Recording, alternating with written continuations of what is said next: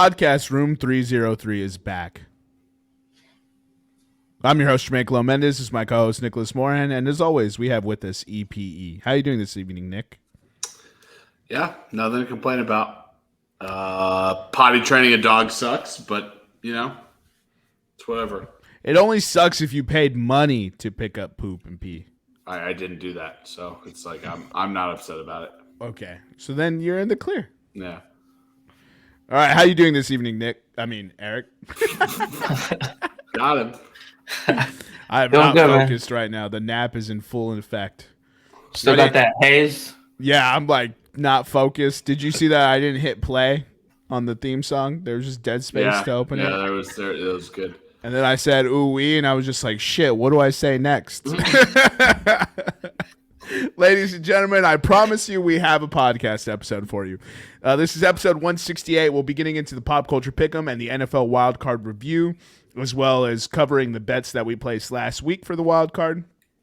The pop culture pick'em itself is top 5 things you are looking forward to in 2023. And I, for one, am looking forward to more news out of Laverne, Tennessee. Nick, are you familiar with what I am referencing? I'm afraid not. Eric, please enlighten our fellow cohort. So there was about 5 or 6 people fired from the police department in Laverne. Yeah. Okay. Yeah. All right. Keep talking for listeners' sake. So there was a couple officers fired from the police department. Turns out there was one female staff or officer who was getting, as the kids refer to it, as a train ran on her. No, the article headline was a high-speed train, and that shit sent me, dog. It said multiple high-speed trains on her. And then they put the picture. It's funny because in the first video that I saw, they show her picture, and then they put the title of what happened, and then they just one by one put every dude's picture that was involved. And it just got funnier and funnier. Great video. Bro, they say canine handler before the very last person is mentioned. And, like, there's this, like, weird pause on the delivery where you're like, yo, what? And then you're like, oh, you mean a person. I was legit like, yo, the canine got involved in this. He's like, let me get a smell of that. Bro, he's just like, hey, I'm part of the team, right? My buddy just sent a video of her riding a mechanical bull. Yes, fantastic. And it's her in her cop outfit, right? And she's probably at some schools, like, you know, fair. And it says she knows how to ride. I mean, come on. It writes itself. It writes itself, bro. High-speed train sent me, bro. I ain't never heard of it referred to it like that. But first of all, like, Nick's gonna pull up his favorite search browser tonight and type in high-speed train to see what he can find. Yo, I think the funniest thing was like the husband through all this just didn't know it was going on, and he has to find out nationally that his wife is just getting dickered down fucking on a 9 to 5. Yeah, but he also stuck with her, bro. Could you imagine, like, not only did you find out you got cheated on nationally, right? But she's not, like, hideous by any means, but, like, you're not riding home to mom. She ain't good enough for you to find out nationally. That's right. Yes. Yeah, 100%. But then imagine you found out that she was running high-speed trains while cheating on you. Like, that means 6 dicks were present, and out of the 6, not one of them was yours. I got to read this. So I did a quick Google search. Outside of the 8 names, which I'm not going to read on the podcast, but there's 8 people involved in this. It says the investigation found that officers working the second shift, the night shift, were engaging in unreported sexual encounters, having sex on duty and on city-owned property, committing sexual harassment by sending explicit photos and sending them to each other, I guess, amongst the group of dudes that were banging her. They were all sending pictures and stuff to each other. Pictures that included an officer's hands around the other officer's neck, choking her. It just goes on and on. It says they conspired. They have messages showing they conspired to be untruthful about the investigation, and it just goes on and on, bro. It's hilarious. R.I.P. the homie. That dude her husband is just R.I.P. R.I.P. Dead in the water. My man needs to walk away. Pull the trigger, homie. Can he win a civil suit? Yeah. I feel like he could, bro. Do it, young man. Get all your money. Bro, how wild, though. How wild.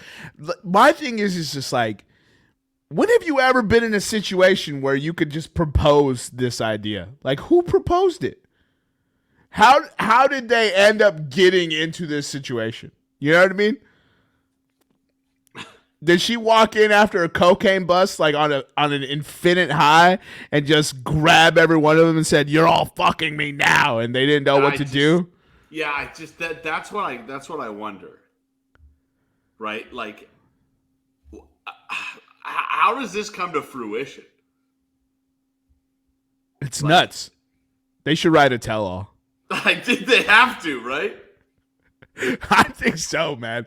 Because how do you just propose to, it's 8 total, right? So how do you propose to 7 other people? And maybe it wasn't even her idea, but one of them had to walk in and it was their idea. And he was just like, you know what? I want to see all your dicks fucking her right now.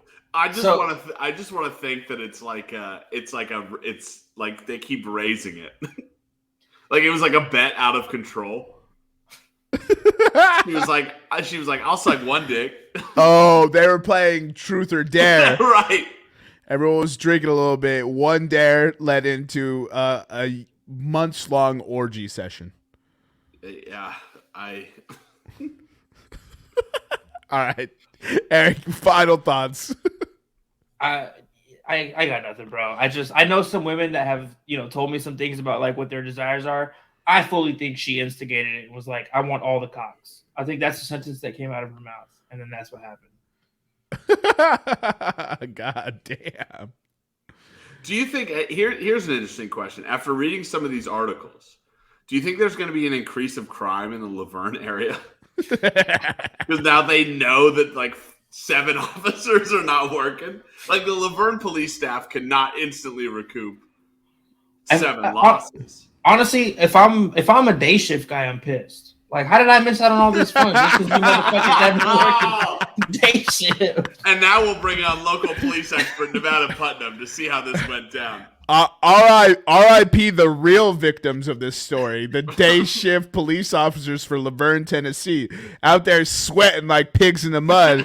Yeah. And now they got no pussy, and now they got to pick up some night shifts because homeboys got fired for fucking. So they got the shit under the deal twice. Man, it sounds to me like the day shift police are the only ones who got fucked. Oh no, bad horny bonk. All right, ladies and gentlemen, that's enough time about the happenings of Laverne, Tennessee. First of all, if you know where that is on a map, I need you to just send me a voice memo of you telling me you've been to Laverne, Tennessee, because that is hysterical, bro. I've been to Laverne, Tennessee. Yeah, but nobody asked you. How many guys do you think are going to try to get arrested now on purpose to try to fuck this lady? Oh, no, she got fired. Never mind. Yeah, never mind. She's a millionaire now, right? Oh, they're going to make a movie about her. If she did not start an OnlyFans immediately when this news broke, she is fucking up because she can make hella money. Because there are people all over the internet who want to see that shit. I was gonna say they're probably gonna make parody videos about this, but then I realized like half of the shit you watch that's out there is already parodies of that. So half of the shit you watch. All right, so let's get into the pop culture pick'em. Today's order is Eric, Nick, myself. Whoever came up with this order needs to be shot. And today's topic is top 5 things you are looking forward to in 2023. Yes, I realize it is the 17th of January at present of recording this. Who knows what day it is when you're listening. God bless you. Hope you're having a good one. But Eric decided to die for, I think, the 4th or 5th time. Who knows how many lives he has left. So we kept pushing this one back, and here we are. So, without further ado, the now reanimated, reincarnated, here and in the flesh, Eric, can you move your abs? Not really, not right now. And laughing hurts, so let's try to keep the funny to a minimum today. Yeah, it's not gonna happen, dude. This is gonna be the funniest podcast you've ever been on. You see how his face clenched when I asked him? I was like, Eric, can you move your abs? He was like all of a sudden fearful. Hold on. Let's get him, Nick. No. Yeah, Eric, do this for me. I'll turn off the shit, dude. Like, see ya. Yo, we actually had a comedy routine. What was that comedy routine we were talking about yesterday, Jermaine? Oh, the bit that we were coming up with was about basketball. It was about basketball. I forgot what it was though. Yeah, so Eric, my dad used to tell people. He used to tell people who were like big and didn't play basketball or volleyball. He used to say, "You're big with nowhere to go." I like it. Like all that height and nowhere to go. I like that. Yeah, and he'd say that, like, we'd be at the grocery store. He'd come to a guy, 6'7" guy, and he'd be like, "Hey, what'd you play? What do you play? Volleyball, basketball?" And the kid would be like, "No, I don't play any sports." He'd be like, "You got all that height and nowhere to go?" Bro, that sounds like my dad. That's hilarious. Yeah, it's just like, Dad, don't kill the kid like that. Like, he's at the grocery store trying to get bread. My dad's like, "You an idiot." He's got friends to see today, man. Come on now. Now that we ended up like talking about how annoying it is that like you're in shape or big and you aren't athletic. Right. Who, me? No, that was what the bit was about. Just people in general. Like if I look at a motherfucker and I was like, damn, I bet you he played D1 and he ain't played D1 and then he's got the hands of a trampoline and that ball is just fucking skyrocketing off his chest. Nah, bro. I get so annoyed with that shit. I was like, you gotta be able to do something. Kick a ball, throw it, catch it. Like if you can't catch a ball and we're just playing toss, like come on. I'm judging the fuck out of you. I've done that before. Like I was out in Old Town drinking Scottsdale, and there was this big motherfucker. And this is why I can't do this anymore. Clearly an NFL athlete or something. And I go up to him, I was like, "Hey man, drunk as shit. I'm like, what team you play for?" And he's like, "Why? Because I'm big and I'm black. I play professional sports." And like I was drunk and I was like, "Yeah." And then the conversation just went south from there. So I just avoid situations like that at all costs now. You said, yeah. I was like, yeah, dog, look at you. Like, what the fuck? I don't know why it's because he's black. I'm like, dude, you just big as fuck. Like, every sports athlete's big as fuck, bro. He was at least 6'5" and jacked. So, like, what do you want me to, like, you know what I mean? Like, I don't know. But ever since then, bro, I could see fucking an actual professional athlete and I still won't go up to him about it. Like, because you never know. Well, if you know that he's already a professional athlete, you literally know. But I digress. Let's get into pop culture pick'em, Eric. Take it away. So with my first pick, it's actually something that I didn't even find out was happening until like last month. It's going to be the Super Nintendo World opening in Hollywood Universal Studios. Bro, you don't like theme parks. Why is this your number one? One, my favorite games as a child. Two, have a little bit of fun guy and go there. It's going to be the greatest fucking experience of all time. Couldn't even take him to the world's happiest place on earth, bro. Yeah. And then he got mad at me for walking too fast. You hear some shenanigans like that, bro. Bro, not all of us have a 6'4" stride, bro. And then when I slow down, you guys walk ahead of me. Where are we going? Get your stride up, dog. Fucking God. That's annoying. All right, that's a good fucking pick. All right, so are we going to opening weekend or what? I can look into it, yes. If it's too ridiculously expensive, I don't know. But yeah. I mean, you're paying. I'm good. This fucking guy. All right, Nick.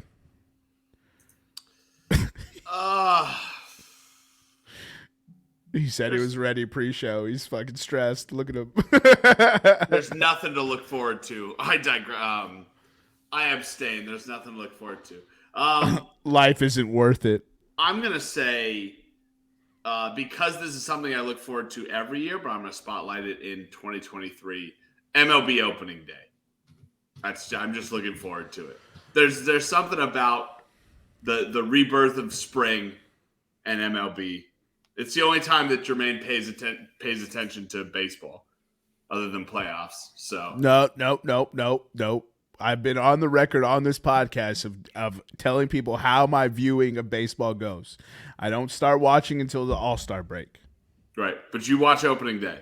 I absolutely watch opening day. You're watching ESPN Cubs Cardinals opening day. Oh, absolutely. So here's the way. Opening day is amazing. We always do the picks where we try to guess all the games, right? We always do that.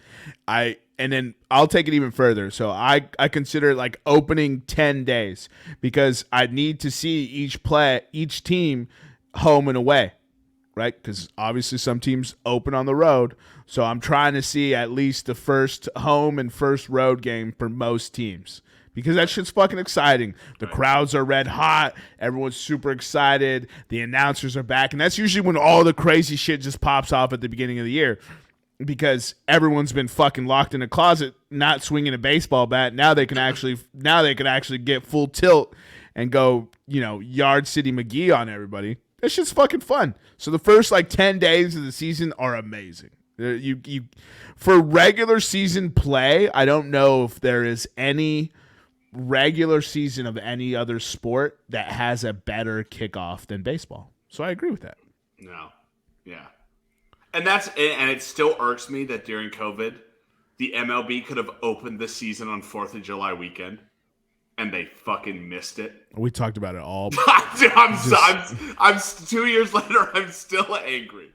It's going on 3. Opening day, 4th of July, baseball, hot dogs, and cops getting trained in Laverne, Tennessee. There's nothing more American. Nick's not even paying attention. Yeah.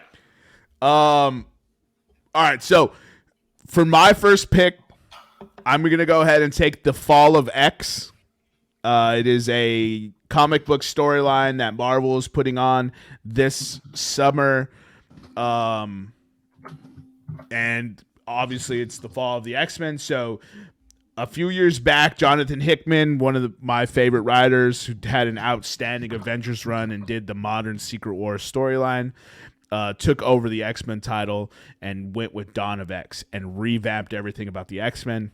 He took an actual mutant called Krakoa, who is essentially terrestrial land as a sentient being, and put it in the middle of the Atlantic Ocean and declared it a sovereign state for mutants. And so all mutants lived on this island, right? And so now this story is going to be telling most likely the fall of Krakoa and the island and then displace the mutants again, because mutants can't ever be happy in comics. But I'm pretty fucking excited for this. If you know me, X-Men is my fucking jam. I love it. They have some of the most unique and awesome characters. The ensembles are amazing. The powers are dope. And then their villains just fuck. So I'm pretty hyped for Fall of X. So that's going to be my first pick. And then, man, my second pick, I'm going to just go, I'll take the World Baseball Classic. Oh, motherfucker. So, World Baseball Classic, I get hyped for it every year. I always talk mad shit, as Nick can attest. Team Puerto Rico's taking it every year, even though they're not even the best team from that area on the map. Shout out to the Dominican Republic squad. But we're taking down those racist Americans, and Team Puerto Rico is gonna fly that dub all over your bitch ass. Okay, we'll see. Oh wow, good shit talk. I mean, we'll see. That's all that I can say. Is we'll see. I mean, you guys have had such success so far. Boo! Get your weight up. I like watching the World Baseball Classic. I like watching everything. It's literally the culmination of baseball culture. And every nation plays baseball differently. Yeah. The USA is just the best at it. Puerto Rico plays it the right way, though. We're allowed to have fun in Puerto Rico playing baseball. Fun is not a part of baseball. Fun is as much not a part of baseball in America as steroids is. What's that noise? Does anyone hear that noise, or is it just me? The kind of humming in the background? Yeah, it sounds like a race car. It does kind of sound like a race car, yeah. Yeah. Hold on, I'm going to mute Eric and see if it's him. Yep. It is. It's for sure Eric. Yo, you got to invest in that setup, big dog. Yo, you racing Mario Kart over there? Throw the green shell. Throw the green shell. Nick, it's your pick. What's going on here? I'm thinking. I'm gonna take Creed 3. I haven't really been excited about the Creed movies. Real? No, I mean the first one was good, but this one looks fantastic. Damn, tough crowd.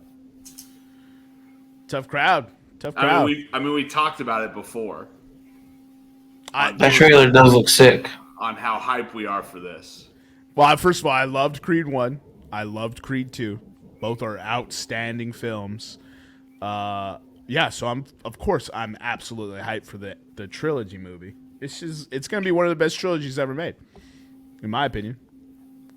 But I also really like that movie, so. All right. My second pick, I'm gonna go with the new season of Ted Lasso. Oh yeah, that's a good pick, dude. I forgot that was coming out this year. I have a long list and had Ted Lasso's not on there. Yeah. And then with my third pick, I'm trying to pick which movie I want to see more. I'm just gonna go with John Wick 4 because that's the movie I want to see the most. Man, John Wick 3 was just not as good as I was wanting it to be. Yeah. And now that we're going to like John Wick 87, don't get me wrong, I'll get tickets for all of them. Yeah. I'm saying. I'm gonna watch it. I'm just like, not yawn. as hype. Yeah, I'm not as hype.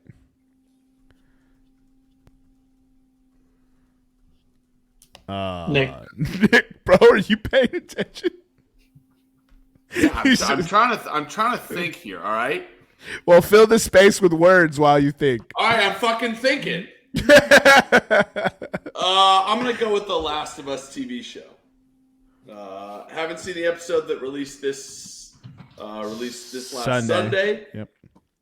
Somebody said that it doesn't. Some critic online said it doesn't look like a video game, and I was like, the video game didn't really look like the video game. That's why it didn't look like a video game. That's why it was so crazy. You were basically just playing like cinematics of a movie, so it converts pretty well to a TV show. Why would you want it to look like a video game? Right. The whole point of live action is for it to look a lot. Well, no, I think they were like, oh, it was really cool that it didn't look like a video game, which told me they had never played the video game. Well, yeah, well, no fucking shit, genius. Like, what? This guy, they just give anyone the license to critique stuff. Yeah. So yeah, that'll be my show. So all you have to do is get what, $100,000 in debt to get a license to critique stuff. I think so. Yeah. Shout out those fine arts degrees, you fucking knuckleheads. I'm not going after people that do fine arts degrees. That's for sure. Yeah, it's almost bad as marine biology. Yeah, marine biology would be a stupid major to get.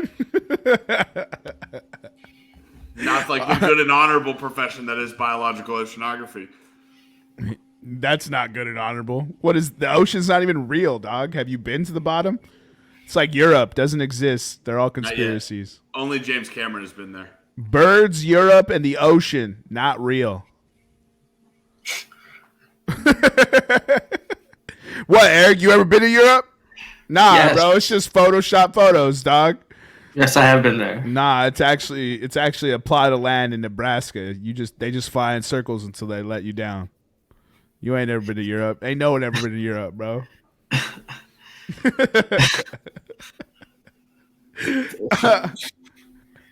All right, so my next picks, I'm gonna take another comic book storyline here. I'm gonna do the dawn of the DCU, which just wrapped up the, I believe, what is it, Infinite Dark Crisis event that they just had, or it was Dark Crisis. I mean, there's too many crisis events in DC for me to keep track anymore. But Dawn of the DCU, right, has a wonderful synergy, right? And so, actually, I'm going to swap my pick. Actually, it's still Dawn of the DCU, but I'm going to explain it a little differently. So James Gunn was hired to replace what Zack Snyder had started and failed miserably at doing, right? Everyone could agree that most of the DC movies sucked. Yes or yes? Yes. Okay. So they fired everyone that was in charge of that. They appointed James Gunn and Peter Safran, who was already inside the DCU inner workings. So they appointed him, and then they took a guy who was very successful with the Marvel methodology and brought him in, right? And one of the first things they did was drop the E in DCEU. Like, hey, we don't need extended. It's just a universe is a universe. It doesn't need to be extended. So now there's a synergy across the board called Dawn of the DCU. And it feels like they're very much going back to what DC embodies, which DC is hope and, you know, the moral compass. And it's those feel-good type stories that you really tend to tell the kids where, where you get into Marvel, and Marvel does some crazy stuff with Daredevil and like all kinds of stuff. Not that DC doesn't, but I digress. And at the end of the Dark Crisis event, Batman is on record of telling Nightwing, you're the person to lead us into the new future. So my favorite DC character, Nightwing, right, is I gotta mute you, Eric. Yeah, so is getting thrust into the spotlight, and he's now going to be like the center cog of the DC universe. Who's Nightwing again? Dick Grayson, the first Robin. Oh, okay. All right. Yeah, so now he's getting thrust in this forefront, right? And he was just like, man, I don't know if I want that job. And then like an alert comes in, and they have to go stop somebody who's causing some sort of crime or whatever. And he's just like, well, we could talk about it while we're handling this. So he's telling that to Batman. And so they go off to handle this. And now we're like thrust into the precipice of like what the new DC is going to be. But with that, they also have the new Golden Age event, which is being written, and it's going to be Jeff Johns. And Jeff Johns is like the best DC writer out there. It actually, shoot, you might be able to say he's the best DC writer ever. But yeah, so all that tied in to say, like, I'm excited to see the new direction that DC takes, because typically there's ebbs and flows. Marvel has been killing it for a while, so now I'm expecting Marvel to see a drop off, and I'm expecting DC to pick up. And as the year comes by, he said he was going to start announcing stuff in January, but we're going to start seeing announcements for what DC is planning as far as the television and, you know, not just the book sphere, but the more entertainment sphere. So that's what I'm looking forward to. So the dawn of the DCU. Now that I bored Nick to death. And then I think I have one other pick, if I'm correct. And with that, I'm going to take X-Men 97. It's a direct sequel to the X-Men cartoon that I grew up on as a kid. Animated X-Men. Yeah, so I'm going to take that one. That one's going to be pretty good. All right, and that should lead us back to you, Nick.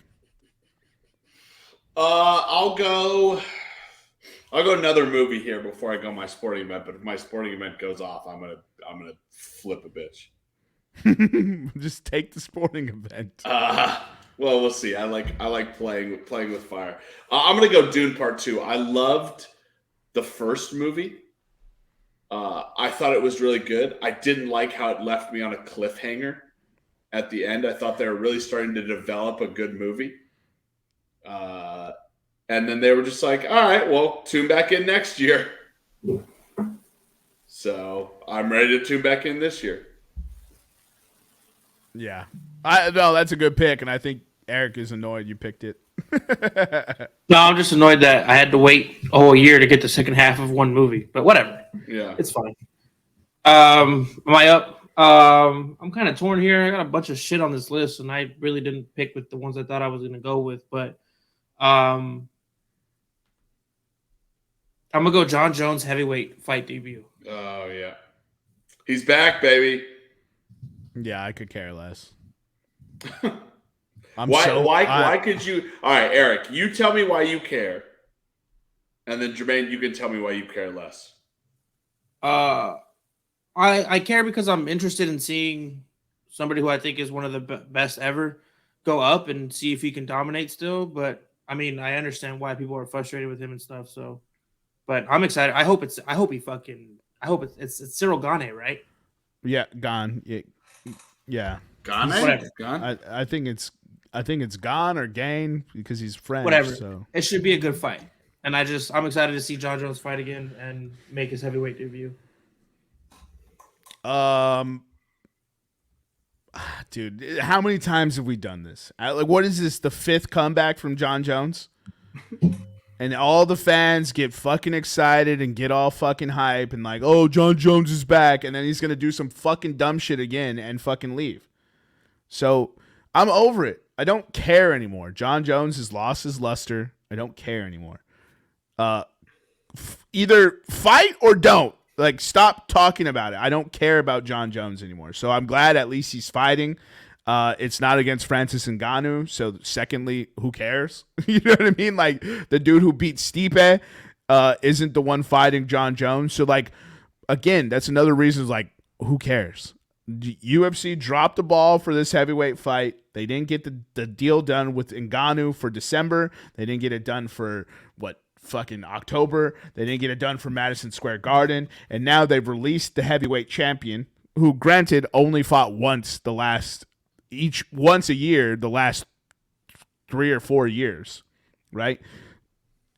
But I'm just over it. I don't care. There's much better fights I'm looking forward to seeing. Like, and if John Jones loses, I might be excited actually.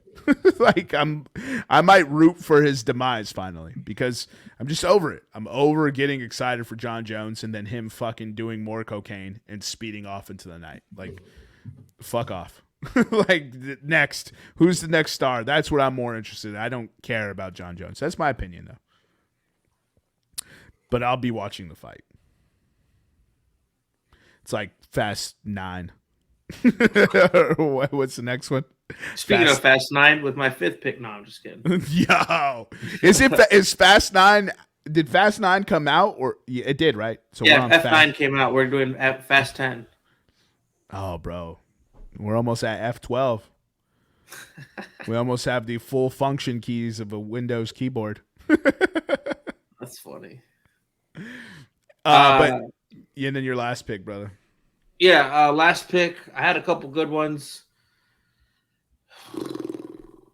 I want to put another movie here because I know,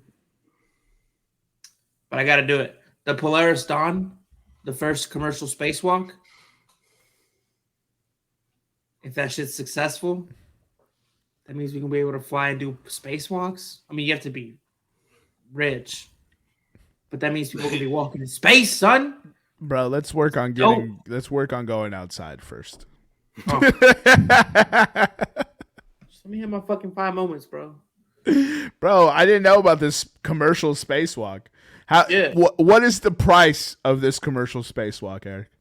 I'm pretty sure it's like $1 million or some shit like that. Like, I can't do it right now. I'd go with the debt. Some of these listeners, Kane, check the couch. Or some coins and shit.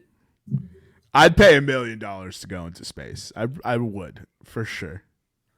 I mean, how many people can say they've done it? I need to find out if it's real. Yeah, Polaris Dawn. If space is real, I want to know. I'll get into $1 million of debt to do it, bro. Can I sign $1 million loan? I don't think so. I think you can sign $10,000 or $110,000 loans. Ooh, I'm about to steal all. You know what? You know who just became a Nigerian prince? Ya boy. Ya boy. Yeah. About to steal all the monies, bro. Let me introduce you to a man named Ponzi. Oh, man. That's funny. All right. No, that's pretty tight. First commercial spacewalk. When is that supposed to happen? So no earlier than March 2023. The Polaris Dawn crew will be the first crew to test Starlink laser-based communications in space, and a whole bunch of other cool shit that they're doing. But yeah, it's gonna be no earlier than 2023, but they don't have an exact date for it yet. If it doesn't happen in 2023, your list is void. Let me see who members are going to be. Jared Isaacman, who's the CEO, Shift 4 Payments. Scott Poteet, Sarah Gillis, and Anna Menon are the first 4 people doing it. Oh my God. Sounds like a lame crew. Just know nothing about them, dog. Bunch of sticks in the mud. I bet you they've never gangbanged a cop in Laverne, Tennessee. How did we get back to this again? Yeah, Eric. It doesn't stop. Stuff. Yo, we gotta keep a thread. That's the sign of good storytelling. My turn, right? It's your turn. Yes, sir. It fell to me. I am looking forward to the Kentucky Derby. It'll be the first Kentucky Derby I've ever been to in person, inshallah that it happens.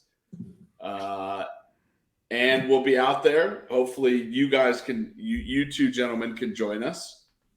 What day is that? May 6th, maybe? All right, I'm busy. Okay, cool. Oh, dude, that's a crock of shit, bro. There's only one non-fucking astronaut going up in this trip.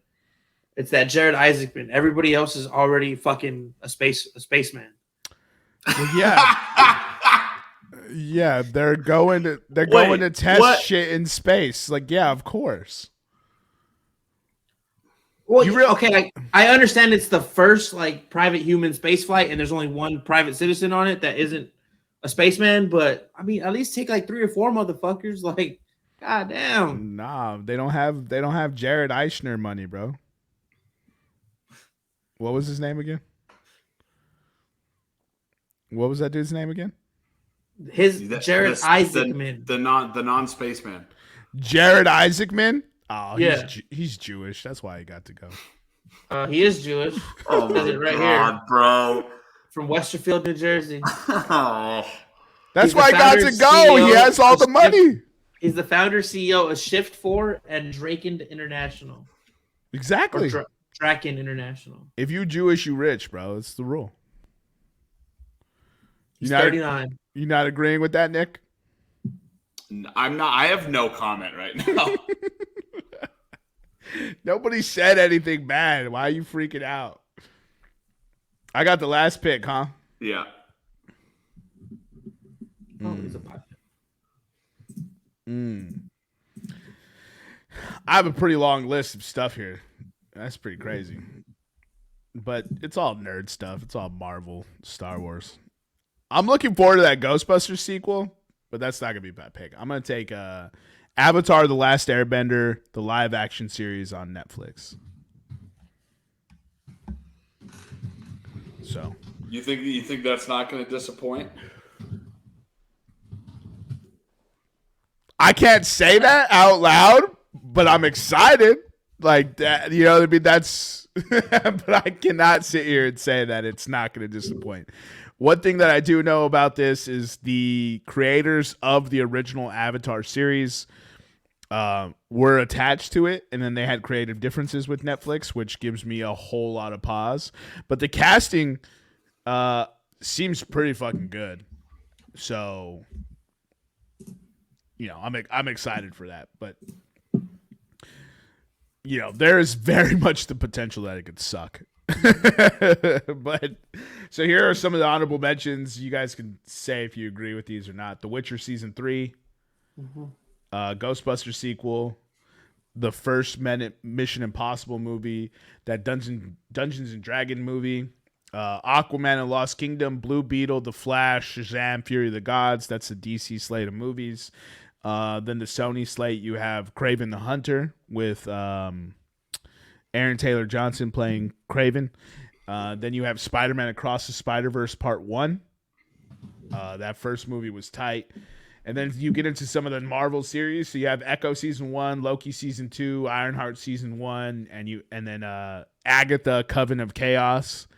That might drop 2024, though. Oh, you also have Secret Invasion Season 1, What If Season 2, Ant-Man and the Wasp. Oh, What If Season 2. That's a good one. Ant-Man and the Wasp is coming out this year. I think that movie's going to fuck. Guardians of the Galaxy Volume 3. That's coming out this year. The Marvels is coming out as well. Not so much excited for that, but figured if I'm spotlighting all the nerd stuff, I'll do that as well. Then you have the slate of Star Wars. So Bad Batch Season 2 is underway right now. You have The Mandalorian Season 3, which looks like it's going to fuck as well. You have a show called The Young Jedi Adventures. So for all you fathers out there with 5-year-old daughters and sons, you should be watching that with them. That's going to be tight. Star Wars Visions Volume 2. That's that anime anthology that they did. So they're coming out with the Volume 2 on that.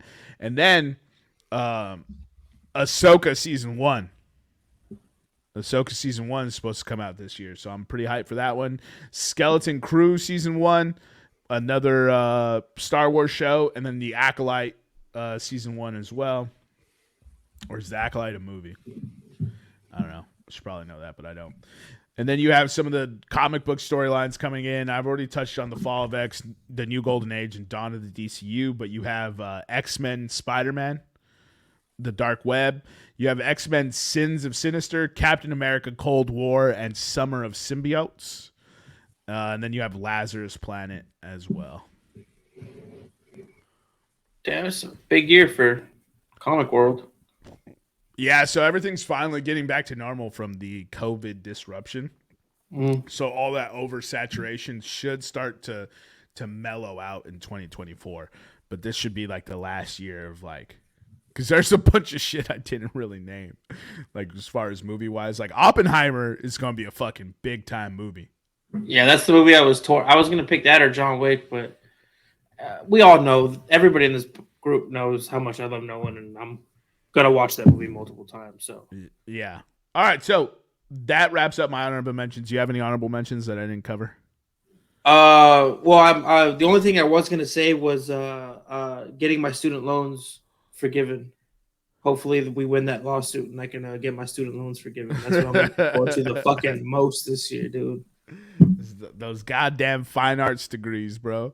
Hey, bro. I don't even have a fucking degree to show for it. It's got $22,000 in debt for no fucking reason. What a knucklehead, bro. Well, I had some. Listen, Arizona State, not necessarily the best school, but it was a goddamn good time. It is one of the better schools if you actually go to school and do the learning. But that's not what we were there for, bro. That's not what you were in ASU for. Yeah, we were there for alternative reasons. You were there for that Laverne, Tennessee special, bro. Yes, sir. All right, go ahead and read us our lists, poor favor. Yeah, so I had the first pick, the Super Nintendo World opening at Universal Studios, Ted Lasso new season, John Wick 4, the Jon Jones heavyweight debut, and Polaris Dawn, which is going to be the first commercial spacewalk. Nick took MLB opening day, Creed 3, The Last of Us TV show, which episode 1 was fucking fire, Dune Part 2, and the Kentucky Derby, which hopefully will be there. And then Jermaine took The Fall of X, which is a Marvel comic storyline, The Fall of the X-Men, the World Baseball Classic, Dawn of the DCU, which is the new direction that DC Comics is going in, X-Men 97, which is a sequel to the childhood X-Men cartoons, right? Yeah. And Avatar The Last Airbender, which is going to be Netflix's live action series version of that.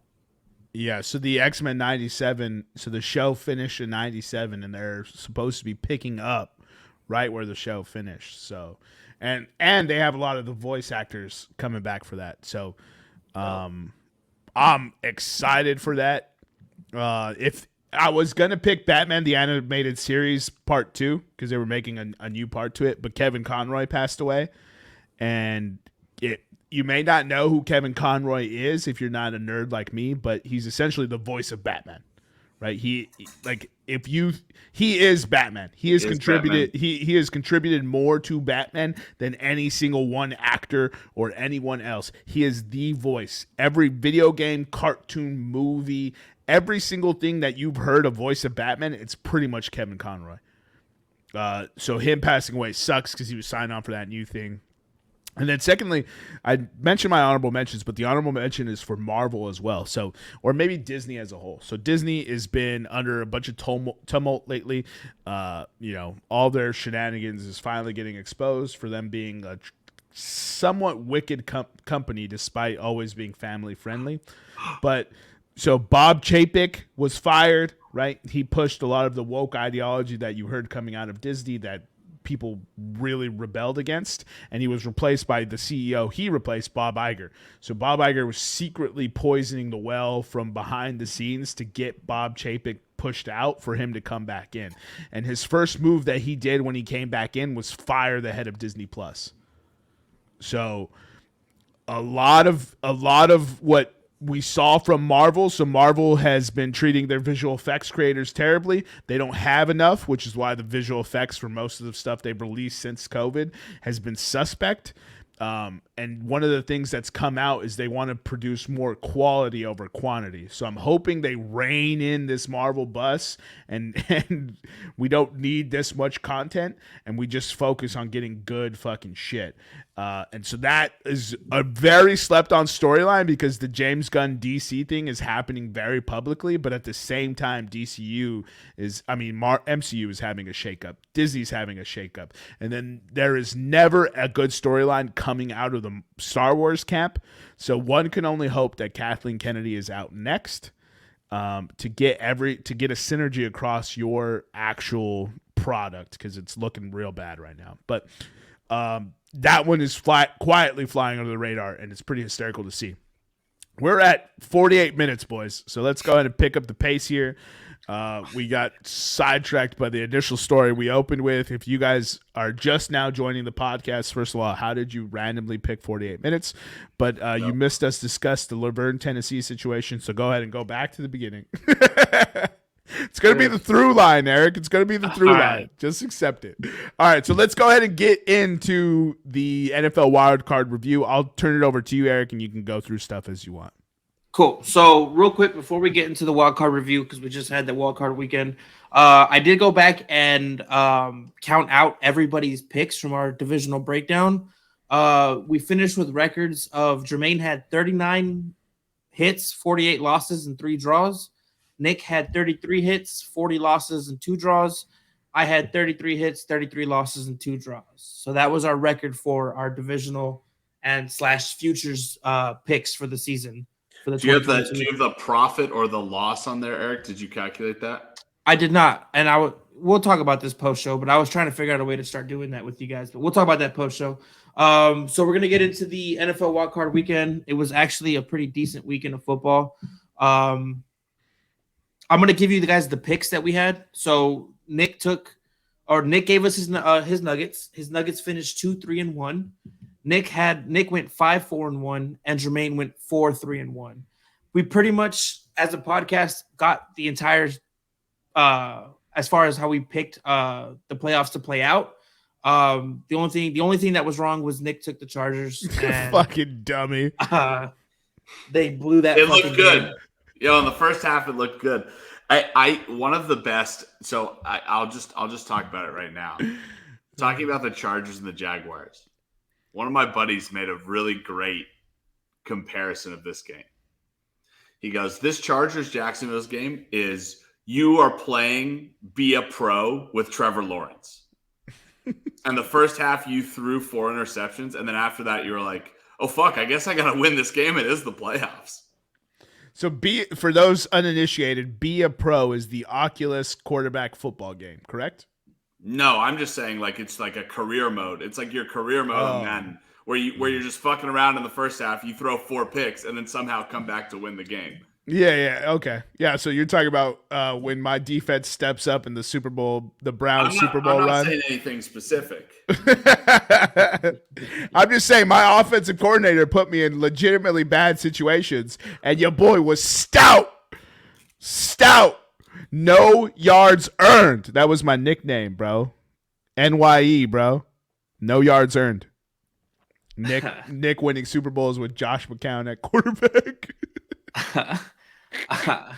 Jesus Christ. All right. Just 60-yard bombs on the Listen, run. Nick, what are you doing? I'm a quarterback whisperer except in the red zone.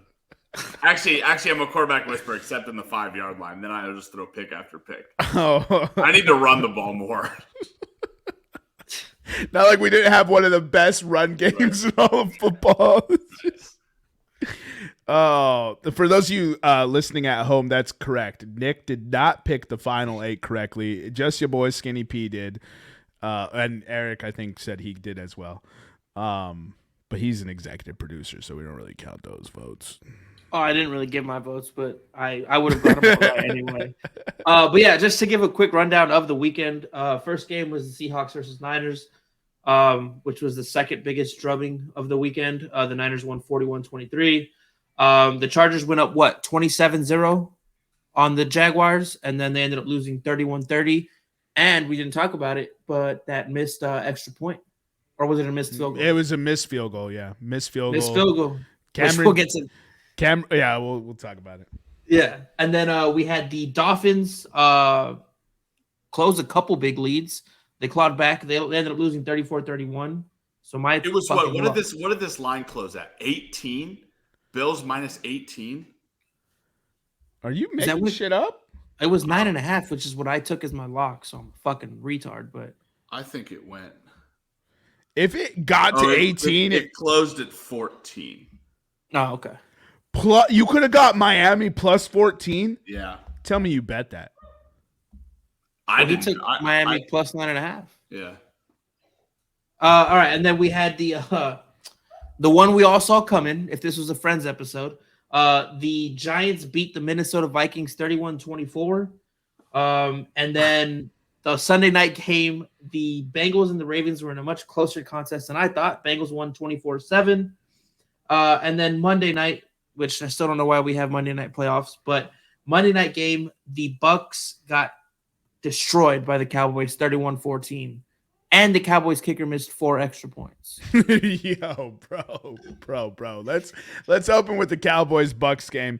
This podcast universally thought the Bucks were going to win. I last second changed it to Dallas. So I didn't take my Tampa bets. I had Tampa and then I switched it to Dallas. That's how I ended up getting it right. But at which point, which extra point was missed that you were just like, what? Which was the one that just broke your brain? Second one. The third one broke my brain, and the fourth one I had to make sure I was I was awake. I was like, is this a different, are we in a different universe or something? What's going on? We all started checking for strokes. He was trying different grips. That's why. Listen, the comparison that I made to this game is this game for Brett, what's his name? Brett Maher. Brett Maher is Brett Maher was the fourth man in a 4-man scramble when you're playing golf. And his buddies just hit towering drives straight down the fairway. So he's just, fucking around. He's like, we're going to win this game anyway. Why don't I try to hit my 3-wood as far as I possibly can? He played the whole green with just driver. Right. Just driver. And he misses, and sometimes you miss. Okay, so you're saying sometimes he missed. It's fair enough. It seemed like he had a case of just like, what the fuck? And so that's what's funny is the first 2 kicks missed wide right? So then he corrects the third kick, and he's just like, well, fuck it, I'm going to aim left. And then he aims left and kicks it wide left. Like none of these kicks were close. I did not see the fourth kick, so I had turned it off by this point. This game was terrible. The Tampa Bay Buccaneers legitimately have the worst offensive line I've ever seen play football. The fact that they made the playoffs with this offensive line is just staggeringly impressive, or speaks to the sheer lack of quality in the NFC South. Probably both. But the fourth kick, did anyone see which direction the fourth kick missed? No. No, was it close? Was it? I think it went right like the first two. Bro, like, I legitimately thought to myself, and I was like, yo, this dude is in a golf store and he's trying different clubs and different grips and different 100%. shafts on a golf simulator machine, and none of them were hitting. That's exactly what I thought. He was shanking, he was slicing, he was doing all that, and I was just He like, turns to the pro and he goes, I don't know what I'm doing. And the pro goes, you look like you're doing everything right. He's just like, how about you get me a better golf club? He's blaming the equipment. All right, so now that you've said, you gave your analogy, do you cut Brett Maher? I mean, I'm cutting him anyway. He didn't do his job. So no second chances, no remorse, no nothing. Just Brett cut. Maher could have gone 4 for 4 if he misses the game-winning field goal. Cut. Fine first and then cut. Fine him and cut him. All right, so Nick is in favor of cutting. Eric, are you cutting Brett Maher? I wouldn't even put him out there to kick the fourth kick. He would have been He would have been on a bus or a plane home halftime for me. I don't got time to fuck around with that. It's the playoffs, dude. Like, no, you're done. All right, hand in your uniform. Take a hike. So everyone's favorite coach on this podcast, Mike McCarthy, sarcasm, has come out and said we need Brett Maher. He doesn't think that cutting him is the solution. So I was just curious to see what your guys' stance on that. You must be allergic to winning. I mean, honestly, who are you getting at this point? Anybody. There's got to be several free agent kickers. Isn't there one guy that was accused of some nonsense and isn't on that nonsense anymore? No, that's Matt Araiza. He's the punt god. Yeah. Oh, he's a punt god. Okay. Yeah, I mean, I'm sure he could have kicked an extra point in. Bring McAfee back. Pat, his podcast is good and all, but bring McAfee back. 1 for 5 extra points. That's embarrassing. Yo, the fact that they gave him a fifth extra point is insane. That shows confidence right there. Yo, Mike McCarthy was like, yo, we ain't losing this, man. Give him a shot. Dak Prescott's literally on the sideline after the third miss. He's like, go for fucking 2. Like, you can see him yelling it at the top of his lungs. Like, he could not believe. And Mike McCarthy kept trotting that bitch out there. So, Brett Maher is 1 for 6 in his last 2 games. He also missed an extra point against Washington. Yes, he did. Yes, they actually mentioned that in the game, that he missed an extra point versus Washington. So, however, if you want Brett Maher on your team, he has not missed a field goal since November 24th. Yeah, but are you confident that's the Brett Maher you're getting, or you're getting extra point sleaze bag?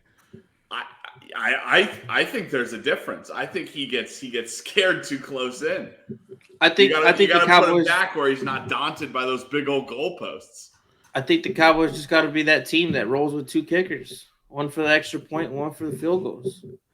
So here's what I'm proposing. What if Dallas loses because they kept Brett Maher and he misses a kick?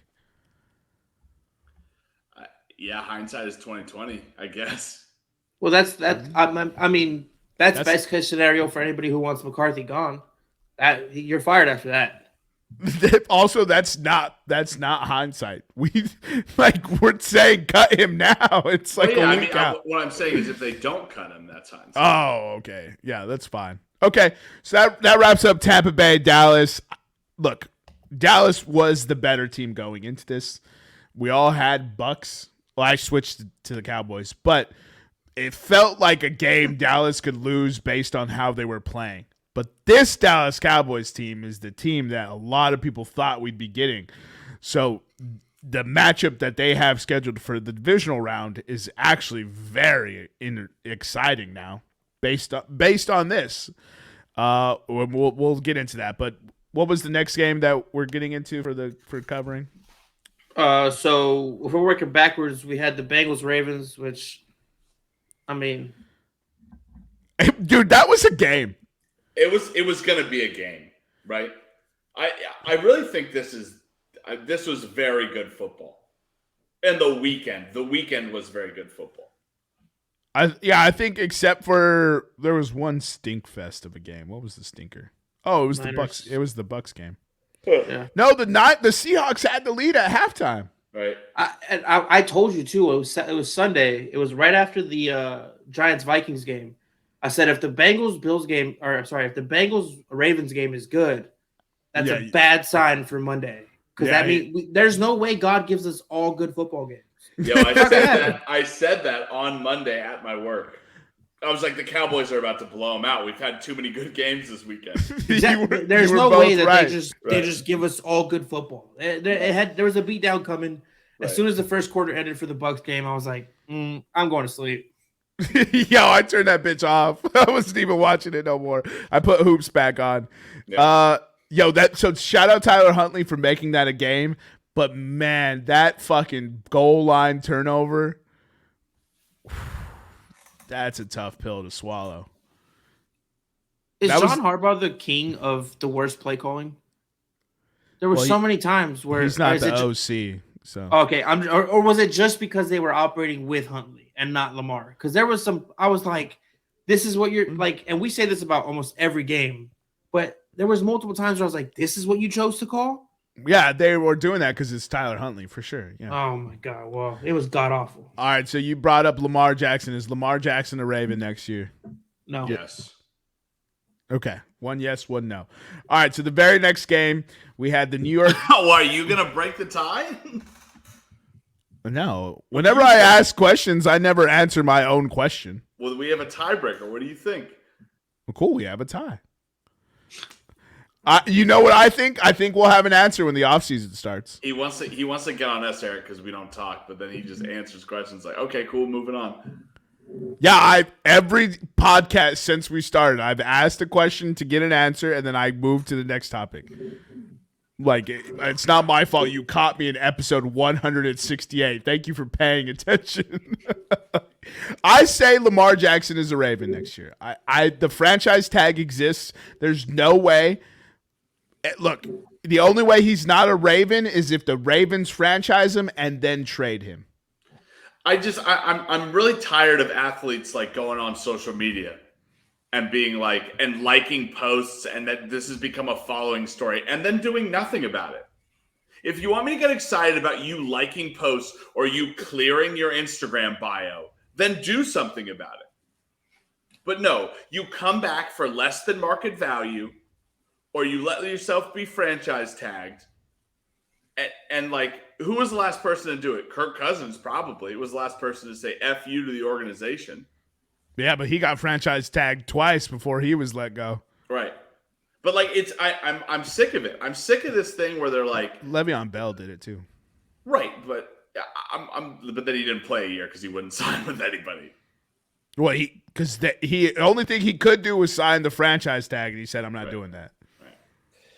Right. I'm tired of athletes faking like they're big and bad and they're gonna leave this and they're gonna leave their team. Yeah. When it's just a move to get paid more money and they don't even get really paid that much more money.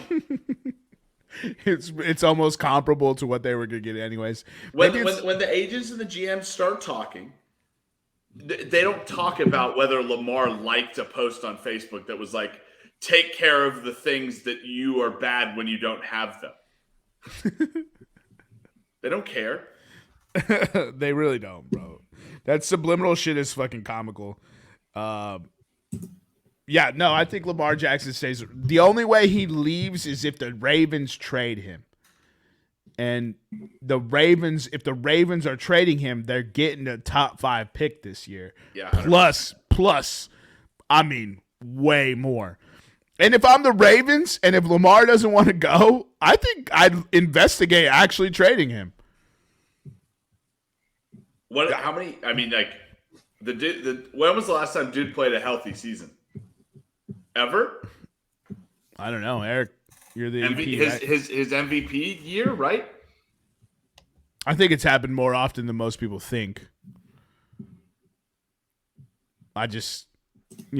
Lamar Jackson's probably been hurt, but still played a lot. Right. We'll see, though. Very next game, the New York Football Giants traveled into Minnesota to take on the Minnesota Vikings. The Minnesota Vikings were a 13-4 football team, taking on the 9-7-1 Giants. To be honest, the Giants had the lead pretty much this whole game. The Vikings are who we thought they were. It is unsustainable to be 11-0 in one-score games. And here they are in a one-score game, catching that out. So Lamar played 16-18, 15-19, 20, 12-21, 22. Okay, but those 15s where he got rested at the end of the season. I believe so, yes. Yeah. Mm-hmm. So in the last 3 years, he has not played a full season. Yeah, one of them he was benched in week 16, so that way he could rest for the playoffs. To answer next question, though, technically he hasn't played a full season since 2018. Whether it's rest or injury, the last time he played a full season was 2018.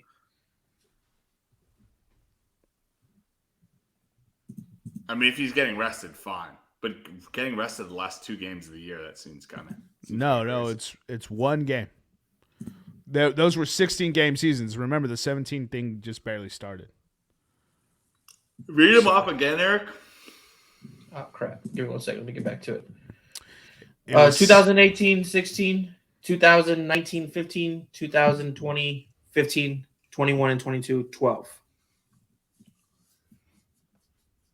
Yeah, but being benched in week 16 to keep him healthy is... That's what I'm saying. So but yeah, so the last 2 seasons though, he had 12 games. So that's that's back-to-back seasons. I'll trade him. Look, from a GMing perspective, trading Lamar Jackson right now is, in my opinion, it's going to be like, what the fuck are you doing? I think it's one of the best things the Ravens could do. The Ravens are devoid of talent on offense. Lamar Jackson is not going to fix that. Right. Lamar Jackson's good. He can't fucking run routes to get his pass. Like, it's not something. He's not that good, bro. Right. Still laces up his tennis shoes like me.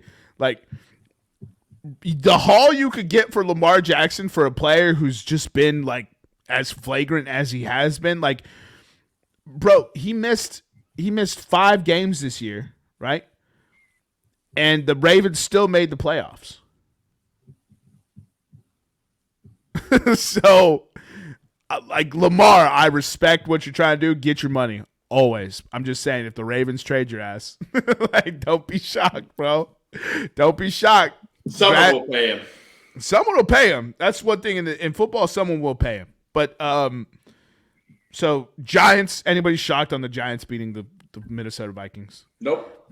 That was the consensus in the group chat. It's just like, okay, this was free money. Giants money line being plus money. Giants getting points was free. Giants money. +3.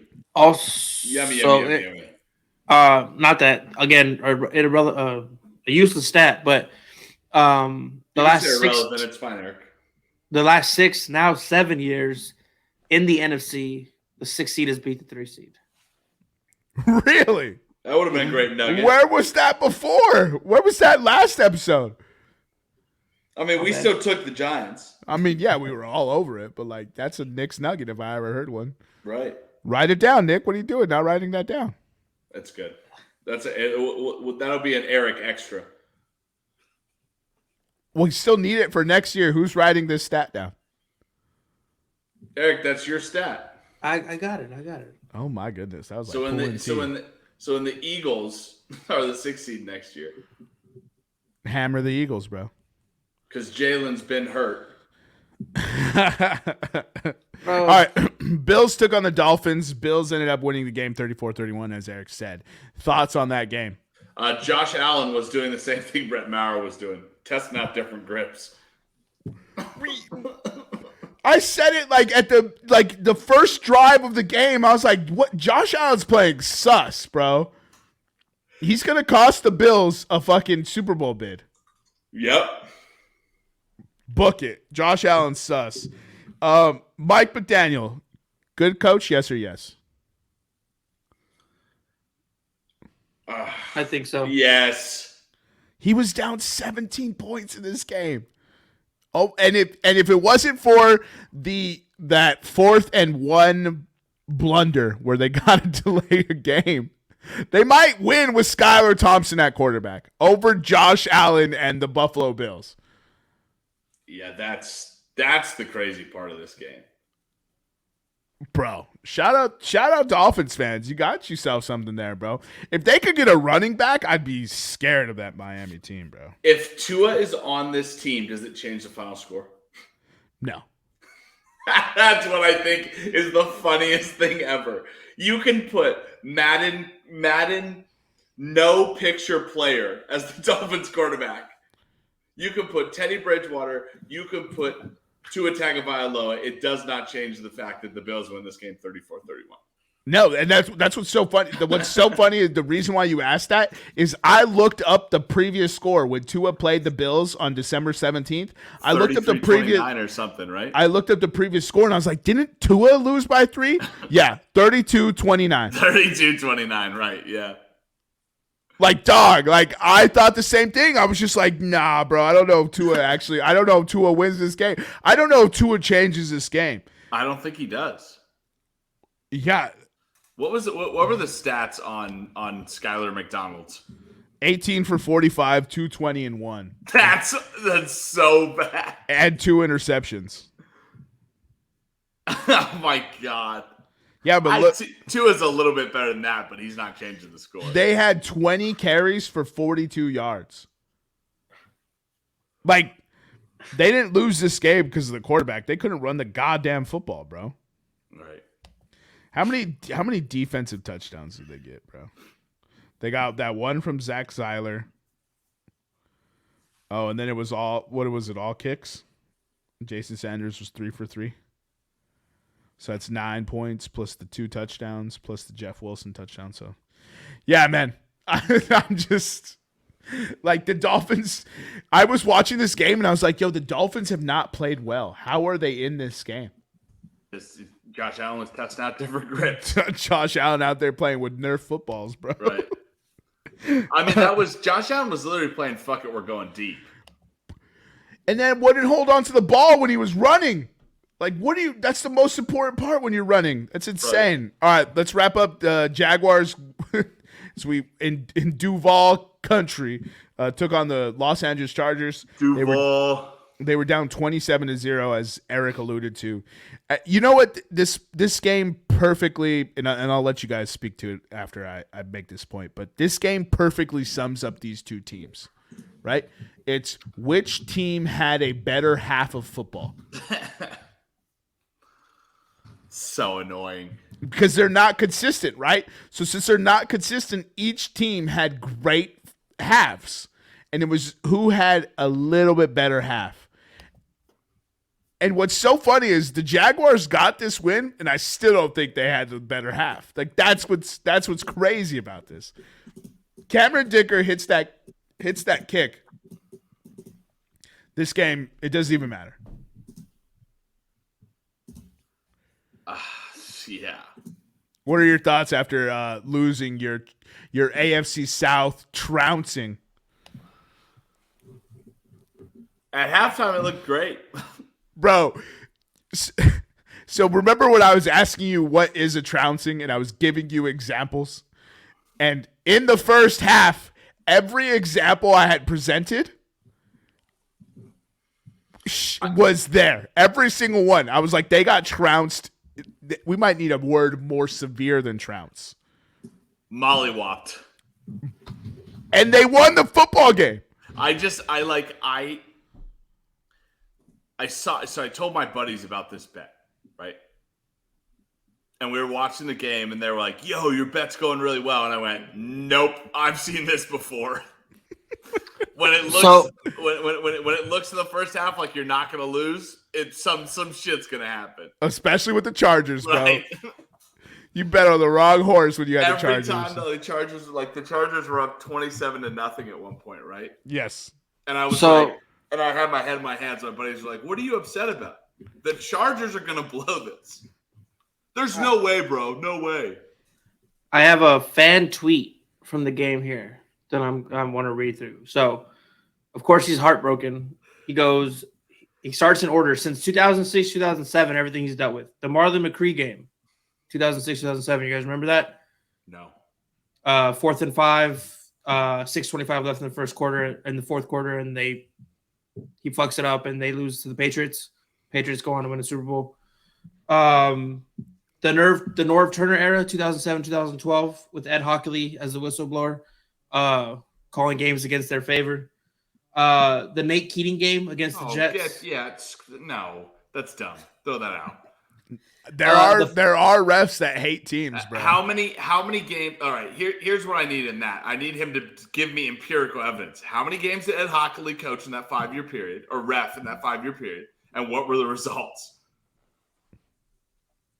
He's just talking about one where Ed Hockley thought the pass was incomplete and called the play dead, but it wasn't, and they should have won on that play, but it got called play dead. So it's that one. I guess the whole Norv Turner era gets summed up by that one massive failure.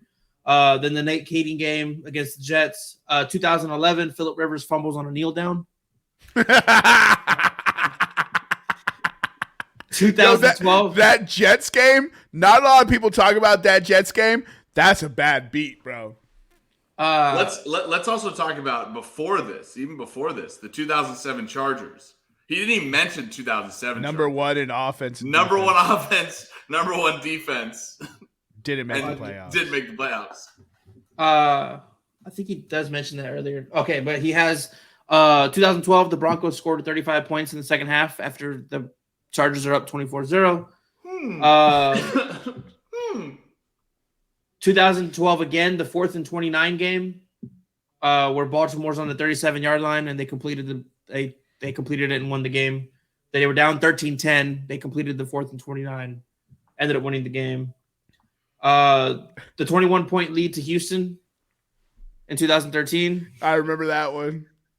The Bill O'Brien. 2015 Chargers versus Raiders. Remember Josh Lambo kicked the 53-yard field goal with 9 minutes left to give him the 2012 lead. And then Ladarius Green it's a blast from the past. He got the 48-yard touchdown.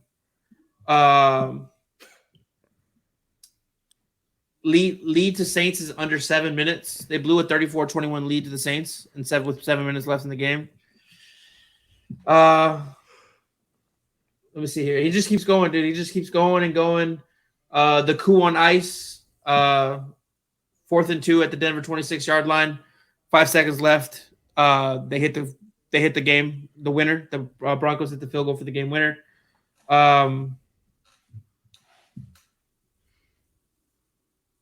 7 possessions in one game, and they went 1-6 in a 2018, I guess, playoff game. He doesn't say against the Ravens. They had 7 possessions and only scored 1 time on it. Wait, in the red zone? Or just like the whole game, they only had 7 possessions. 7 possessions the whole game. I guess the Ravens ran the ball a lot. They controlled the clock. That's a domination by the Ravens. Yeah, they got fucked if they only had 7 possessions. And then the 2019 season, they went 7-1 in games, and 1 possession games, all to lose in the playoffs again. Yeah, time is old. Vikings. By 1 possession. Yeah. He just keeps going, man. There's a list of them. Like, now he's talking about Phillip Rivers and how he's a bitch, and then and then 2020 was the season. He calls 2020 the season of historic blown leads. Oh, that was Phillip Rivers last season, wasn't it? They were up 24-7 on the Bucks. They were up 24-14 on. Damn, you don't need to get that close to the screen to read it. He doesn't say which teams they are. Apparently he blew up a game against the Saints. He blew a game against the against the Bucks. He blew a game against the Ravens. They blew a game. Yeah, he just keeps going, and then the epic collapse against Drew Lock. I do remember that one. Oh man, dude, Chargers. Chargers are down bad, bro. The premature celebration in 2020. The premature what was that? This wasn't a true blown lead as the Chargers were merely up 3 points in the second quarter, but they had a chance for a great comeback win. The Chargers got the ball with just under 5 minutes remaining, down 5 points, but they moved the ball down the field at a glacial pace, including a bizarre stretch after 2-minute warning, where the Chargers players were tackled inbounds 5 times in a 6-play stretch. Eventually, the Chargers set up a 3rd and goal at the Raiders' 4-yard line with just 1 second remaining, and they did not get the touchdown. They were down 31-26, and they did not get the touchdown to win the game. That one's bad. Gotta love that one, dude. 6 inbound tackles. What is you doing, baby? And then he has, to close it off, he has the Brandon Staley era. Staley doesn't read the room. Yeah, no. So Staley, he's probably gonna get fired, bro. Yeah. And that's. And after he closes it out, after careful consideration, the wild card round 2023 game is the worst Chargers loss, like he says it loss in Chargers history. And then he put, we choked. 22 years of playing football, of 22 years of watching football, and this hurts the most. I actually feel real bad for that guy. I want to laugh at him, but like, we joke about the Chargers all the time for a reason, bro. They're cursed. Yeah, he was tweeting angry too. If he had all that, like he was just that came from came from like deep within this man. My guy had a note with each loss that hurt him. No, what I'm not showing you is he has the opponent, the score, the final score of the game, the time at which the incident happened, who had possession when the incident happened, and then down in distance when the incident happened. My man's had a note. My man's has a video log. Oh, my guy's keeping a detailed journal of how the Chargers hurt him, bro. My man has a Google Doc with video links. His therapist said, "Show me where they hurt you," and he says, "Right here, bro." So the one that's the Marlon McCree game, it's opponent New England Patriots, score Chargers 21, Patriots 13. Time, 6:25 left in fourth quarter. Possession, the Patriots. Down in distance, 4th and 5. Tom Brady was intercepted by Chargers safety Marlon McCree, seemingly sealing a Chargers victory, ending a half-decade of dominance from 3-time Super Bowl champions, only to have the ball punched out by Troy Brown, and it was recovered by pass receiver Rishi Caldwell. Brady threw a touchdown pass to Caldwell 5 plays later to make the game 21-19. Then New England made the 2-point conversion. On their next drive, Patriots kick a field goal, win the game 24-21. You love to see it. My guy, he has all the details. That dude needs to be a Chargers reporter, bro. He's doing better. He's doing the Lord's work with that thread. Wow. What's this guy's handle? Danny Heifetz. Yo, shout out at Danny Heifetz to all the 303 listeners. Go follow this man. Like his thread. Give him a little love. That dude's going through it. My fucking God, that's terrible. Dude, that's why I was having a hard time going through some of these, because like he really goes into detail, man. He has player quotes, coaching quotes, all kinds of shit. All right, we're 124 in. The 49ers beat the fuck out of the Seahawks. Brock Purdy looks like a legend. Shout out 330 and 3 tutties. And a rushing. Yo. And a rushing tutty. Let me pull up this kid's just overall stats. He might be the most relevant player in the playoffs right now. So nice. he has 253. Oh wait, no, that's Geno Smith. I was like, wait, what the fuck? So he had 18 for 30, 332, and 3, 11.1 average. So he averaged a first down every completion. 89.5 QBR, and then he had 4 rushes for 16 yards. That's 4 yards a carry, and a tutty. Fucking legend, bro. I mean, dude, like he is playing with such house money. He's been comped rooms. He's been comped food. Like, what else could he get? Bro, he probably has Jimmy Garoppolo's house already. Probably. He's like, I know you ain't moved out, but this is mine. This is my house now. All right, so that sets up. Take us through the matchups, Eric. So next week we're gonna get New York Giants heading into Philadelphia, Dallas heading into San Francisco. That's gonna be our NFC divisional round. And then for the AFC, we have Jacksonville heading into Kansas City and Cincinnati heading into Buffalo. That's not the coin toss, right? It's the AFC championship. Now, right? the AFC champ, Buffalo and Okay. KC would be the coin toss. No, Buffalo and Cincy have the same record. They don't do a coin toss for that one? I don't think so. So everywhere I've seen it says the game's in Buffalo. On DraftKings, on ESPN, everywhere it says it's in Buffalo. Yeah, but I figured they. Oh, wait. Hold on. I figured they coin flipped this already, though. Oh no, I guess the Bills have one. They're 13-3. The Bengals are 12-4. Yeah. Okay. Okay. So they just don't have that game on their schedule, on their record. Yeah, on their record. But the Bills had a better. If the Bengals won. So I guess the coin flip does happen if the Chiefs play either the Bengals or the Bills. Right. All right. So, Eric, share the DraftKings screen, please. And then let's get into it. Well, we're just doing one episode? Oh, is that another episode? Yeah, that's the next episode. This was just the reviews? Oh, yeah. Dude, I was like, God damn, dude, we went so long on this bitch. Oh, that's why. All right, you guys got anything else for the listeners? Nothing for me. All right, tune in to the next episode to get our divisional round preview. Professional podcasting. I think I have finally woken up. That is like the 8th blunder on this podcast. So if we have nothing else for the listeners, follow us on Instagram and Twitter at Podcast Room303. I've been your host, Jermaine Colon Mendez. This is my co-host, Nicholas Morahan. And as always, we have with us EPE. We'll see you next time when you come on down and step into the room.